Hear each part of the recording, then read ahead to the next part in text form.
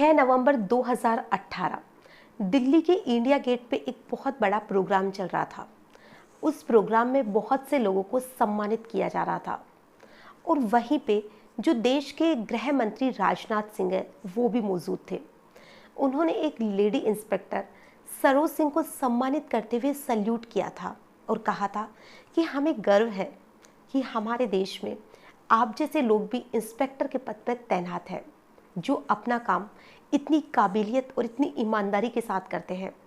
जो सरोज सिंह है ये एक बहुत ही काबिल इंस्पेक्टर है और इनके जो किस्से कहानियां हैं वो आए दिन सोशल मीडिया पे आपको देखने या सुनने को मिल जाएंगे। और जिस केस के लिए उन्हें ये मेडल मिल रहा था वो केस भी बहुत ही काबिल तारीफ़ है कि उन्होंने बहुत ही अच्छे से इस केस को हल किया था। ये जो केस है वो दुखी करने वाला तो है ही, साथ ही बहुत ज़्यादा इमोशनल करने वाला भी है। नमस्कार, आदाब, सत श्री अकाल। मैं हूँ नंदिनी यादव। आज की जो कहानी है वो भी हमेशा की तरह एक सच्ची घटना है और इसकी शुरुआत होती है दिल्ली से, जहाँ पे एक दिन जो इंस्पेक्टर सरोज है उनके पास दीनदयाल हॉस्पिटल से एक कॉल आता है और कहा जाता है कि मैडम आप जल्दी आ जाइए, यहाँ पे एक ऐसा केस हो गया है जिसमें कि आपकी बहुत ज़रूरत है। जो इंस्पेक्टर सरोज सिंह थी वो वहाँ पर पहुँच जाती है, जहाँ पे वो एक कांस्टेबल संजू को भी अपने साथ ले जाती है। जब वो वहाँ पर जाकर देखती है तो देखती है कि एक 13 साल की लड़की जिसके कि एक लड़का पैदा हुआ है।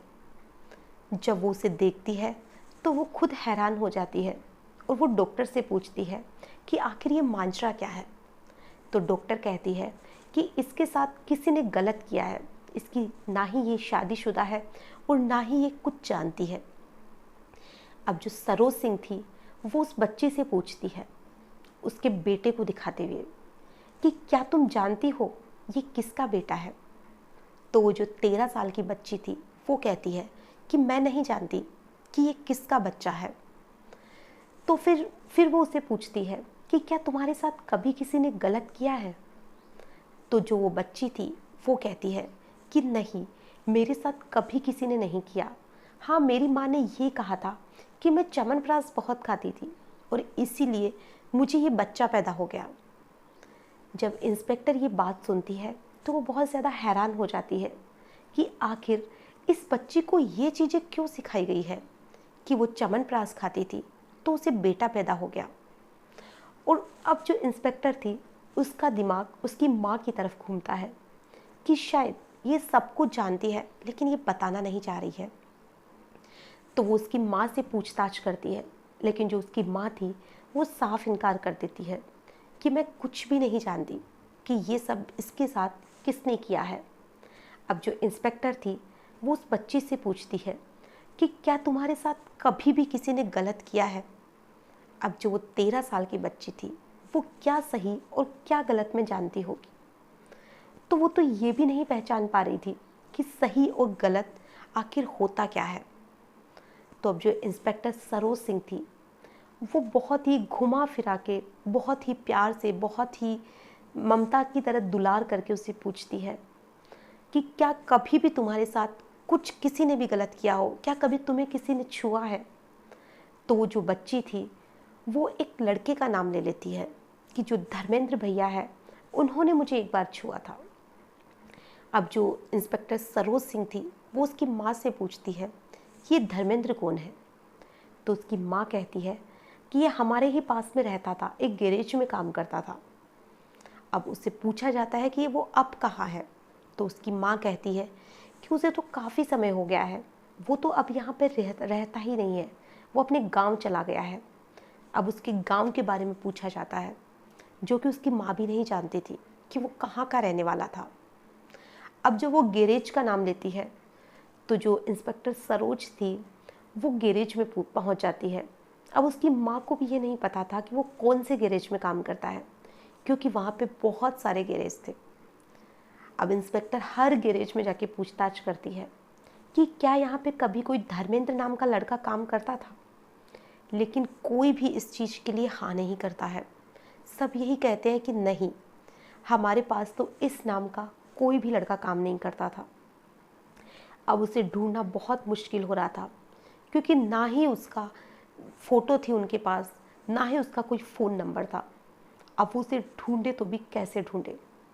अब उसका ढूंढने का जो सिलसिला था वो जारी ही था कि वहीं पर एक जो जगह खाली थी, जहाँ पे बोर्ड लगा हुआ था कि गैरेज के लिए जगह खाली है, तो जो इंस्पेक्टर थी वो एक तरह से तुक्का मारने के लिए ही सही उसी गैरेज वाले के पास पहुंच जाती है, जो कि वहाँ नंबर दिया हुआ था। और उससे पूछा जाता है कि आपके पास क्या कभी भी कोई धर्मेंद्र नाम का लड़का काम करता था।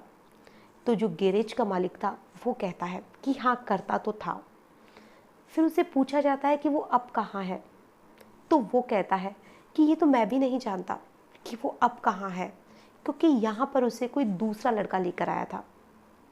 अब उस लड़के के पास जाया जाता है और जब उसे पूछा जाता है तो वो कहता है कि धर्मेंद्र अलीगढ़ के अतरौली में एक जगह है, वहीं का रहने वाला था। अब धर्मेंद्र को किसी बहाने से वापस यहाँ पे दिल्ली बुलाया जाता है, जो कि धर्मेंद्र को जो लड़का लेके आया था उसके पास उसका फ़ोन नंबर था, और उसी फ़ोन पे फ़ोन करके उसे दिल्ली बुलाया जाता है। और वहीं पे उसे जो इंस्पेक्टर सरोज है वो पूछताछ करती है, और वो जो सारी बातें थी वो मान भी लेता है कि उसी ने उस बच्ची के साथ गलत काम किया था। अब उस पर केस चलता है और उसे कोर्ट से 10 साल की सज़ा सुनाई जाती है।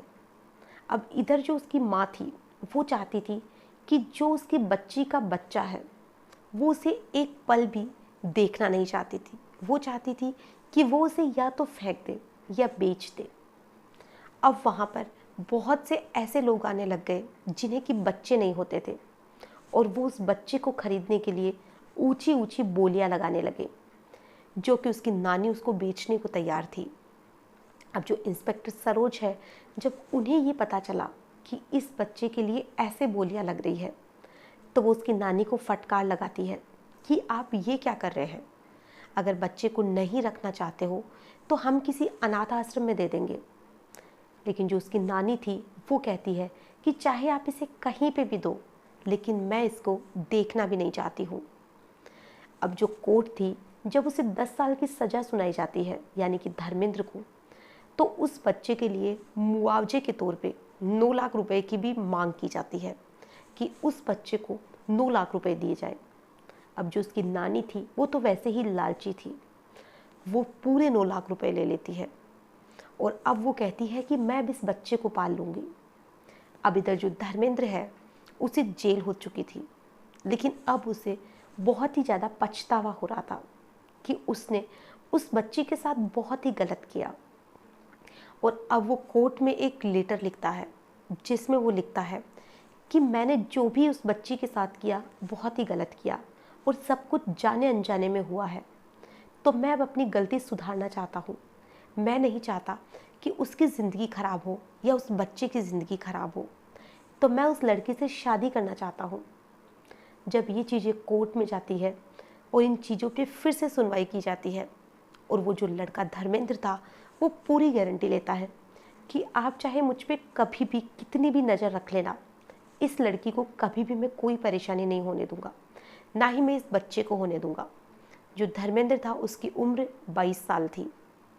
अब उसे जमानत मिल जाती है, और अब हालांकि उस लड़की की उम्र कम थी तो शादी तो हो नहीं सकती थी, लेकिन फिर भी वो जेल से बाहर आने के बाद में उसकी माँ के पास जाता है और उसे कहता है कि मुझे आपकी बेटी से शादी करनी है, और जब तक कोर्ट इन सारी चीज़ों की मंजूरी नहीं दे देता तब तक मैं वैसे ही इसके साथ रहूँगा, और जैसे ही इसकी उम्र हो जाएगी मैं इससे शादी कर लूँगा। और उसकी जो माँ थी वो तो चाहती ही यही थी। और अब जो उसकी माँ थी वो सिंदूर लगवा के और एक तरह से मंगलसूत्र पहरा के उसे विदा कर देती है, क्योंकि वो पैसे तो वैसे भी नहीं खर्च करने वाली थी, और जो 9 लाख रुपए थे वो खुद रख लेती है। इन सारी चीज़ों में जो बच्चा था उसके लिए सबसे अच्छा हुआ कि उसे उसके माँ बाप मिल जाते हैं, और जो वो लालची औरत थी उसे भी पैसे मिल चुके थे, जिससे वो भी खुश थी, और जो लड़की थी वो भी खुश थी कि आखिर में उस लड़के ने उसे स्वीकार कर लिया। हालांकि वो उसे भैया बोलती थी, लेकिन अब वही लड़का उसका पति बन चुका था, जो कि सभी के लिए एक तरह से खुशी की बात थी। और जब ये सारी चीज़ें सोशल मीडिया पे वायरल हुई थी तो सभी लोगों को दुख भी हुआ था, बुरा भी लगा था उस लड़की के लिए। लेकिन आखिर में इस चीज़ की खुशी थी कि उस लड़के ने उसे पूरी ईमानदारी से स्वीकार किया था और वो उसे शादी कर चुका था। हालांकि उस पर पुलिस वालों की नज़र अभी भी है कि वो उसके साथ कहीं जेल से निकलने के लिए तो शादी के लिए नहीं कह रहा था, और अभी भी उसके ऊपर पूरी नज़र रखी जा रही है। और जब तक वो लड़की 18 साल की नहीं हो जाती, उस लड़के पे ऐसे ही पुलिस वाले अपनी नज़रें रखेंगे ताकि उस बच्ची को वो कभी भी परेशान ना करे।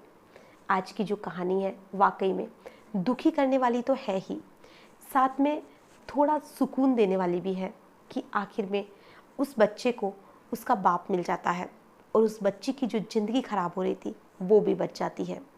आज की जो कहानी है इसमें बस इतना ही। फिर मिलेंगे ऐसी ही किसी घटना के साथ। तब तक के लिए नमस्कार।